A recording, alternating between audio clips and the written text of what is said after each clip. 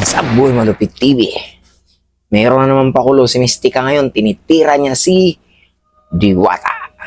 Ito yung video mga kalupit. Tingnan natin. O yan, dahil maraming nagtatanong sa akin nasaan na daw yung house and lot at saka saan daw napunta yung 1 million.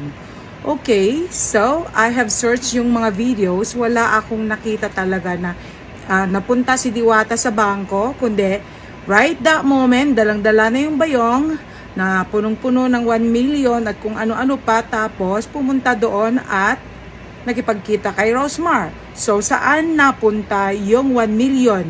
Oh, ibinalik ba? Yun ba ay naging props lang? Katulad yung susi na pinakita na house and lot ang nakalagay sa picture ng susi na malaki, ay yung pala isang container lang. Oh my God. Tama na yung panlilin lang, okay? Tama na ang panlilin lang sa mga tao. Kasi pag niloloko nyo mga tao, ano pa ang susunod? Lahat na lang yung gagawin nyo ay purong panlilin lang, panloloko na lang. Kaya, ayun, that's a big question.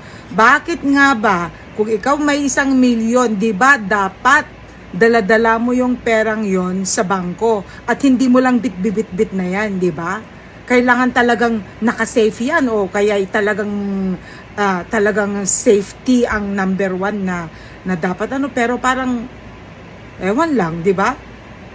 Oh. Natural, kung pera ko yon talagang dadaling ko agad sa bangko, hindi yung basta-basta ko na lang ilalagay sa bayong pagkatapos pupunta makipagkita ulit doon sa nagbigay. Para ano? Ayun, pagkatapos the same angle noong nagkaroon na sila ng event, ay yung pala nandoon yung 1 milyon na isang cheque na malaki, kaso nga lang yung 1 million is hindi cash, kundi yung 1 million na yun is worth of beauty products na bago magamit na cash ni Diwata ay kailang ibenta pa niya. Nako, kaya pala yung pag-uwi na ni Diwata na I can see yung the same polo shirt Yung pag-uwi niya, sabi niya, masakit ang ulo ko. Tapos parang wala siya sa mood. Dapat masaya siya, di ba? Nakatanggap lang siya ng another 1 million, di ba? So, ano na yan, Diwata? Bakit hindi ka mukhang masaya? Ito lang ba ay mga palabas ni Rosmar? Oh my God! Oh my God! Siya nga pala, ang totoong milyonaryo. Hindi kasi nagpapakita yan ng pera. Oh, di ba?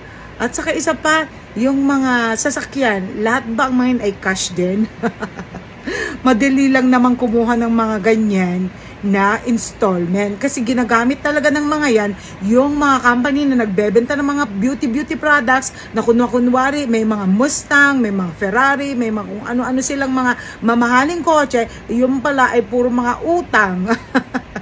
Para lang malinlang nila yung mga bibili. Eto, dahil total, ginawa na rin lang pala na endorser itong si Diwata, okay, antayin natin mga 3 months, 6 months o 1 year.